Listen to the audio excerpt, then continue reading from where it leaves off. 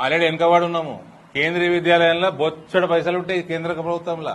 ఈ బిచ్చగాడు రేవంత్ పోయి అడుక్కుంటా ఉంటాడు మోదీ గారి దగ్గర. ఆర్ఎస్ఎస్ లో మాకు నేర్పిస్తారు. మేము జాయిన్ కాగానే రాజకీయాలు దేశం మొదలు, తర్వాత ప్రజలు, తర్వాత దళము అంటే బీజేపీ మాకు, నాలుగోది మన సొంత కుటుంబం కానీ మనం కానీ. ఆ డైలాగులు కొడుతుంది రేవంత్ ఎవరు ఇంప్రెస్ చేయనీకే. మోదీ గారిని ఎందుకు అతగానే ఇంప్రెస్ చేస్తున్నావు? రేపు వస్తావా?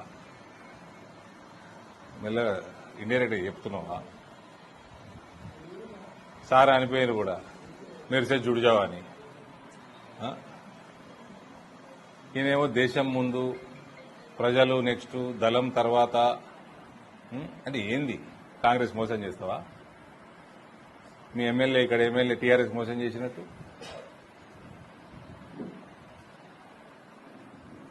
ఆ కాంగ్రెస్ గవర్నమెంట్ ఎట్లా బుద్ధి లేదు ఢిల్లీలో కూర్చున్నానికి. ఆలోచించుకోవాలా, ఆలోచించుకోకపోతే వన్ సభ పడతారు కానీ ఇది. కానీ మన మోడీ గారు ఒకటి మెరిసే జుడిజావని.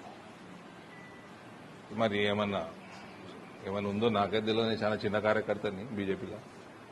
ఏమన్నా లింక్ ఉందేమో మరి నాకైతే తెలియదు. అట్లాంటిది ఏమైనా ఉందా? సువేందు అధికారి. అందుకే చెప్పిన కాంగ్రెస్ వాళ్ళకి సలహా, మా నాయన చాలా సేవ చేసి ఈ పార్టీకి.